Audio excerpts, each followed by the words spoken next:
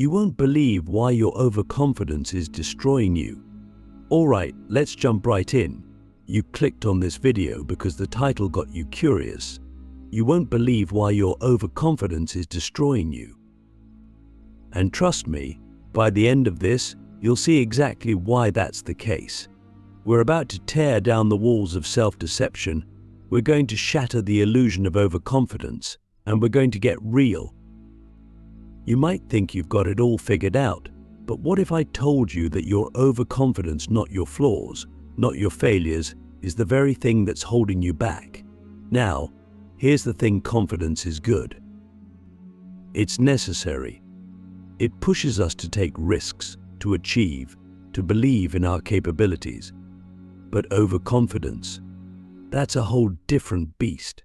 It's like riding a bike with no brakes, thinking you're invincible, only to crash hard when reality catches up to you. Overconfidence blinds you, it distorts your perception, and slowly but surely, it's dragging you down without you even realizing it. Let's break this down. Overconfidence stems from a fundamental misunderstanding of yourself and the world around you. It's a belief that you're better, smarter, or more capable than you actually are. And this isn't just about being arrogant or cocky. It's more subtle than that. Overconfidence can look like refusing to listen to feedback because you think you know best. It can look like taking on more than you can handle because you underestimate the difficulty of a task. It can look like dismissing challenges because you assume you'll breeze through them. But here's the deep question you need to ask yourself: what are you avoiding by being overconfident? Because here's the truth: overconfidence is often a mask for insecurity. When you project this image of having everything under control, when you act like you're unstoppable, you're often trying to hide something. Maybe it's fear. Maybe it's self-doubt. Maybe it's self-doubt. Maybe it's the nagging voice in your head that tells you you're not good enough. So, instead of confronting those uncomfortable truths, you bury them under a layer of overconfidence. And here's where things get dangerous. Overconfidence leads to blind spots. You stop questioning yourself. You stop reflecting. You stop growing. You think you've reached the top of the mountain, but in reality, you're standing on a plateau, and there's a whole lot more to climb. Imagine walking through life with a distorted map, thinking you know exactly where you're going, only to realize too late that you've been walking in the wrong direction the entire time. That's what overconfidence does. It gives you a false sense of security. It makes you think you've got all the answers, when in fact you haven't even begun to ask the right questions. Now think about this: how many opportunities have you missed because you were too overconfident to see them? How many relationships have you damaged because you assumed you were always right? How many mistakes have you made because you didn't take the time to learn, to listen, to be humble? Click subscribe to this channel to get more profound spiritual lesson. Humility is the antidote to overconfidence. And I know, humility sounds like weakness to some people. But let's be real, it takes strength to be humble. It takes strength to admit you don't know everything. It takes strength to ask for help, to listen to others, to accept that you're a work in progress. Humility doesn't mean downplaying your abilities or thinking less of yourself. It means having an accurate understanding of your strengths and your weaknesses. It means being open to growth, to learning, to change. Here's a philosophical truth: overconfidence is rooted in ignorance. The more you think you know, the less you're actually aware of how much is out there still to learn. Socrates, one of the greatest philosophers of all time, famously said, "I know that I know nothing." That wasn't a statement of defeat, it was a declaration of wisdom. He understood that true knowledge comes from recognizing the limits of your understanding. And that's what overconfidence blinds you to. It tricks you into thinking you've reached the peak when, in reality, You're just scratching the surface. Let's dig deeper. Overconfidence also destroys your relationships. Why? Because it makes you unreceptive to others. When you're overconfident, you're not listening, you're waiting for your turn to speak. You're not engaging in a dialogue, you're broadcasting your opinions without considering the other person's perspective. And here's the kicker: people can sense that. They can tell when you're not really hearing them, when you're more interested in being right than in connecting. And over time, that erodes trust, respect, and intimacy. So, here's the real question: what's the cost of your overconfidence? What's it costing you in terms of personal growth, in terms of relationships, in terms of opportunities? Because make no mistake, there's always a cost. Every time you choose overconfidence over humility, every time you choose to protect your ego instead of embracing vulnerability, you're paying a price. And the longer you keep up the act, the higher that price becomes. But here's the good news: you can change. You can choose to be humble instead of overconfident. You can choose to be curious instead of certain. You can choose growth over stagnation. It starts with one simple step: question yourself. Ask yourself, what don't I know? Ask yourself, where am I blind? Ask yourself, what am I missing? The illusion of control, how overconfidence warps your reality. Alright, so we've peeled back the first layer of overconfidence, and we're starting to see the cracks in the foundation. But let's go even deeper. Overconfidence isn't just about thinking you know more than you do, it's about control. It's the illusion that you've got everything figured out, that you're the master of your destiny, and that nothing can shake you. But here's the hard truth: overconfidence gives you the illusion of control while quietly taking it away. Think about it.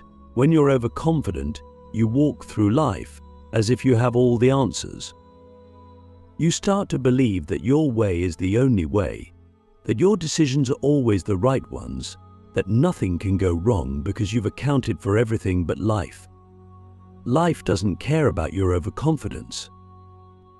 It's unpredictable, it's chaotic, and the more you try to control it, the more you realize that control is just an illusion. Let's take a real-world example. Imagine a student who's always been at the top of their class. They've aced every exam, every project, and they start to believe they're just naturally gifted. They stop studying as hard because they're riding on their past successes, thinking, I've got this. But then a harder challenge comes along, something outside of their previous experience, and suddenly they're struggling. They didn't prepare because they were overconfident, and now they're facing the consequences. This happens in all areas of life: your career, your relationships, even your health. Overconfidence makes you complacent. It makes you think you're immune to failure. But here's the deep question you need to ask: when was the last time you failed because you thought you were untouchable? Failure isn't just a possibility, it's inevitable. But overconfidence blinds you to that reality.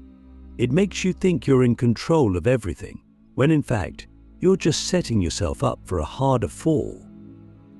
Because when you underestimate the complexity of the world, when you assume you've got everything under control, you stop preparing for the unexpected. You stop questioning your assumptions. You stop being adaptable. Here's where the illusion of control truly becomes dangerous. Overconfidence limits your ability to learn. When you're overconfident, you're not open to new information. You're not receptive to feedback. You're not curious about what you don't know because you've convinced yourself you already know enough. But here's the philosophical kicker: the more you think you know, the less you're actually capable of learning. In ancient Greece, the philosopher Heraclitus said, "The only constant in life is change," and yet, overconfidence makes you believe that you can somehow control or predict that change. But when you cling to the illusion of control, You close yourself off to the very thing that makes life rich in meaningful uncertainty. You see, uncertainty isn't something to fear, it's something to embrace. It's in the unknown where we grow, where we learn, where we find new possibilities. But overconfidence, it tries to shut down the unknown. It tries to box life into something predictable, something manageable. And that's where it fails. Think about this: what have you missed out on because you were too overconfident to consider other possibilities? How many opportunities have passed you by because you thought you already had everything under control? Maybe it was a job offer you dismissed because you thought it wasn't a good fit, only to realize later that it could have been a stepping stone to something great. Maybe it was a relationship you cut off because you assumed you'd find someone better, only to struggle finding that connection elsewhere. The reality is, overconfidence warps your perception of reality. It distorts your decision-making process. It makes you believe you're in control when, in fact, you're just reacting to a narrow version of the world that you've created for yourself. You stop seeing the full picture. You stop listening to other perspectives, and you stop being flexible enough to adapt when life throws you a curveball. So here's the important question: are you willing to let go of the illusion of control? Are you willing to admit that you don't know everything, that you can't predict the future, that life is full of uncertainties, and that's okay? Because the moment you do, the moment you let go of that overconfidence, you open yourself up to possibility. You open yourself up to growth. You open yourself up to the realization that true control isn't about knowing everything, it's about being willing to learn, to adapt, and to embrace the unknown. The trap of ego: why overconfidence is sabotaging your growth. All right, we've unpacked how overconfidence gives you the illusion of control, but now let's get personal. At the core of overconfidence lies something even deeper, something more insidious: your ego. And here's the tough pill to swallow: your ego is sabotaging you. It's tricking you into thinking you need to be right, that you need to be the best, that you need to prove something to the world. But in reality, the more you feed your ego, the more it holds you back. Let's get real about ego for a second. Ego is that voice in your head that tells you that you're too good to fail. It's the part of you that craves validation, that needs approval, that wants to stand out. And don't get me wrong, we all have an ego. It's a natural part of being human.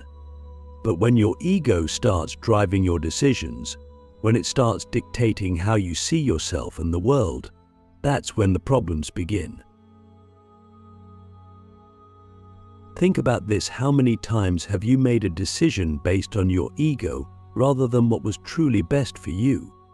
Maybe you stayed in a relationship longer than you should have because you didn't want to admit it wasn't working.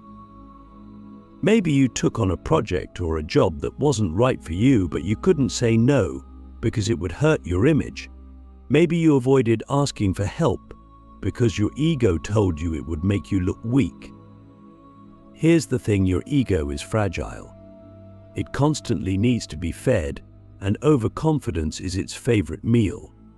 When you're overconfident, you're not acting from a place of genuine self-belief. You're acting from a place of insecurity. You're trying to protect your ego from being bruised. But here's the paradox: the more you protect your ego, the more vulnerable you actually become. Because the moment something challenges your overconfidence, whether it's failure, criticism, or unexpected setbacks, you crumble. Why? Because your sense of self-worth was built on a shaky foundation. But let's flip this around. What happens when you let go of your ego? When you stop letting overconfidence run the show, you create space for humility. And here's the beauty of humility: it's not about thinking less of yourself, it's about thinking of yourself accurately. It's about recognizing that you have strengths, but also weaknesses, that you have knowledge, but also gaps, that you are capable, but also fallible, And here's the philosophical gem: humility is the key to growth. When you're humble, you're open to learning, you're open to feedback, you're open to the idea that you don't have all the answers, and that's okay. You see, true confidence, real, unshakable confidence, comes not from pretending you're perfect, but from embracing your imperfections. So, ask yourself, is your ego holding you back? What would happen if you stopped feeding it with overconfidence and started nurturing it with humility? Because the truth is, the more you let go of your ego, the freer you become to grow, to learn, and to live authentically. The power of self-awareness: breaking free from the overconfidence cycle. We've talked about overconfidence, the illusion of control, and the trap of ego. Now, let's bring it all together with the one thing that can set you free: self-awareness. If overconfidence is the blindfold that keeps you stumbling in the dark, self-awareness is the light that lets you see things clearly. And here's the secret: self-awareness is the foundation of true power. Without self-awareness, you're like a ship without a compass, drifting, lost, thinking you're heading in the right direction when you're actually miles off course. Overconfidence clouds your judgment, but self-awareness sharpens it. It forces you to confront the uncomfortable truths about yourself, your limitations, your weaknesses, your blind spots. And that's not easy. In fact, it's terrifying for most people. But here's the deeper truth: growth only happens in the presence of discomfort. If you're too comfortable, too confident, you're not growing, you're stagnating. Self-awareness requires brutal honesty. It's about asking yourself the hard questions: where am I falling short? What am I not seeing about myself? What am I pretending to know when I really don't? These questions cut through the layers of overconfidence and ego, forcing you to take a good, hard look at who you really are. And it's in that moment of vulnerability that real transformation begins. Here's another important insight: self-awareness doesn't mean tearing yourself down or focusing only on your flaws. It's about balance. It's about recognizing both your strengths and your weaknesses. It's about seeing yourself clearly without the distortion of arrogance or self-doubt. When you become self-aware, you stop overestimating yourself, but you also stop underestimating yourself. You start to see the full picture, and you can navigate life more effectively because of it. So, how do you develop self-awareness? It starts with reflection. Take the time to pause and evaluate your actions, your decisions, and your thought patterns. Ask for feedback from the people around you: friends, colleagues, mentors, and listen without getting defensive. Meditation, journaling, and mindfulness practices can also help you tune into your inner world, revealing the subconscious beliefs that drive your behavior. Here's the final question I'll leave you with: are you willing to see yourself as you really are? Because once you do, once you break free from the cycle of overconfidence and embrace self-awareness, you'll unlock a deeper, truer form of confidence, one that's grounded in reality, capable of growth, and ready for whatever life throws your way.